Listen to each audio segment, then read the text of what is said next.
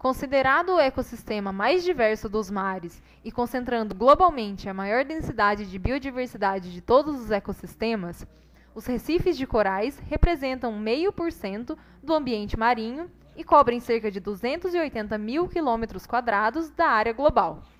Calcula-se que mais de 90% das espécies marinhas de animais dependam direta ou indiretamente deles, dentre elas as esponjas, peixes, anêmonas, poliquetas, estrelas do mar, ouriços do mar, crustáceos e moluscos. As comunidades de recifes de corais constituem, assim, um dos mais importantes ecossistemas no nosso planeta e têm como característica principal a sua produtividade extremamente elevada, que faz com que suportem a existência de densas comunidades de peixes, que os utilizam como principal local de reprodução e de crescimento de juvenis.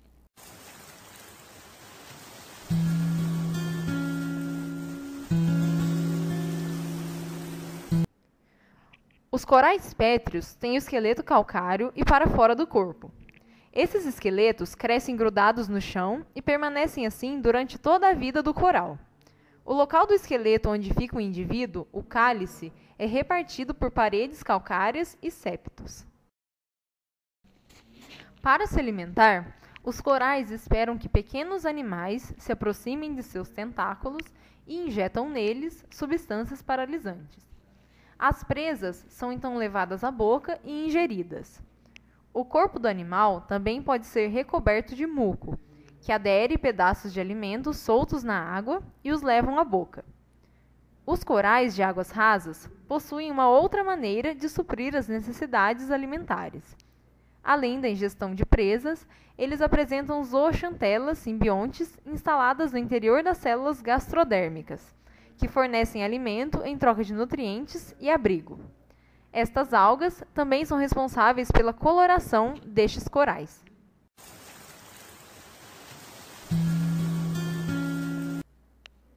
A reprodução dos corais pode ocorrer por duas maneiras. Na mais simples, o brotamento, os pólipos geram outros seres idênticos geneticamente, que ficam sobre eles, fazendo com que a colônia aumente de tamanho cada vez mais.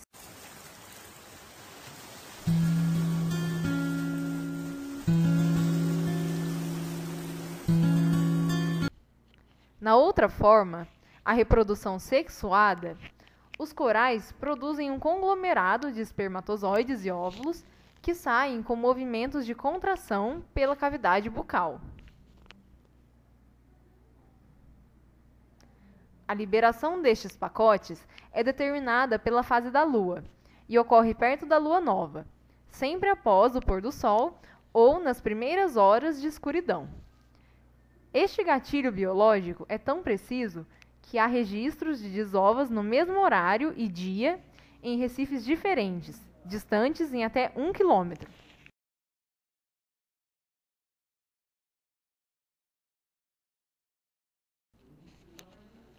Essa massa de gametas sobe até a superfície, onde ocorrerá a fecundação externa e formação de uma larva de coral.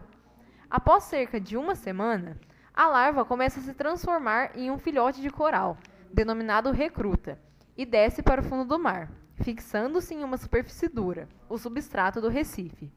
A partir deste evento, o recruta começa a formar um esqueleto e crescer, dando continuidade à sua colônia.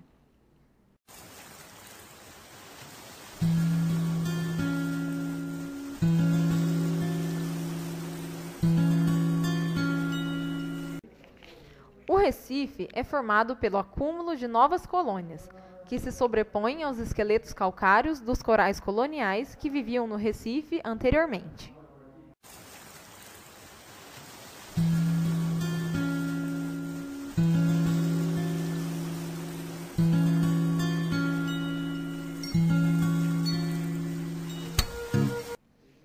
O Brasil possui os únicos recifes coralíneos do Atlântico Sul e as áreas recifais mais importantes são Parcel de Manoel Luiz, no Maranhão, Atol das Rocas e Maracajaú, no Rio Grande do Norte, Fernando de Noronha e Tamandaré, em Pernambuco, Maragogi, em Alagoas, Recife de Fora e Abrolhos, na Bahia.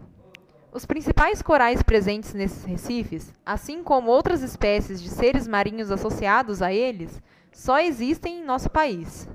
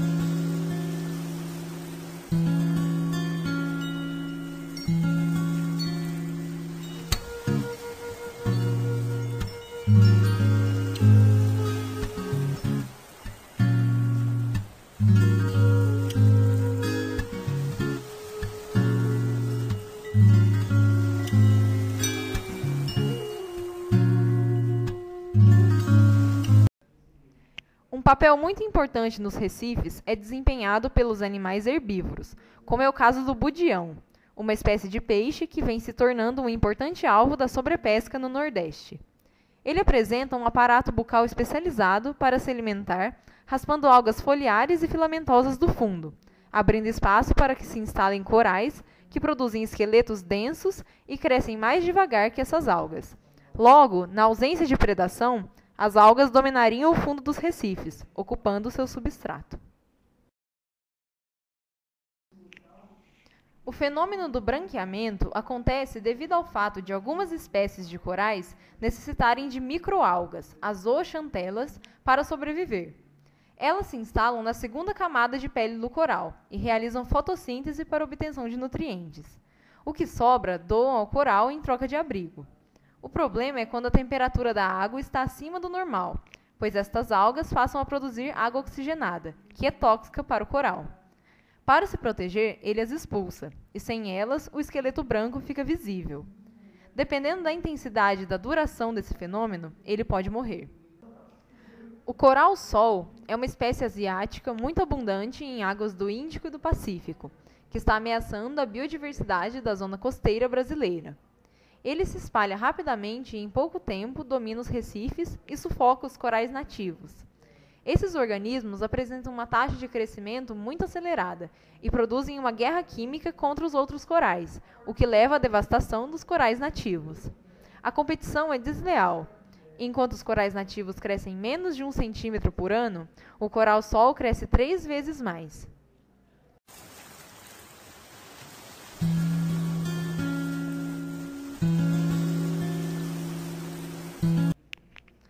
Ele foi introduzido no ecossistema marinho da Baía de Ilha Grande, invadindo costões rochosos devido ao intenso movimento de navios e através de plataformas de petróleo e gás.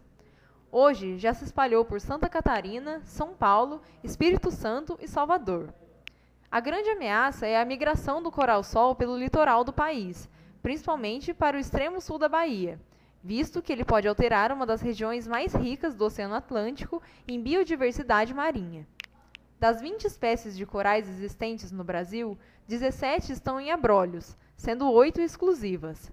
É o caso, por exemplo, do coral cérebro, um dos maiores.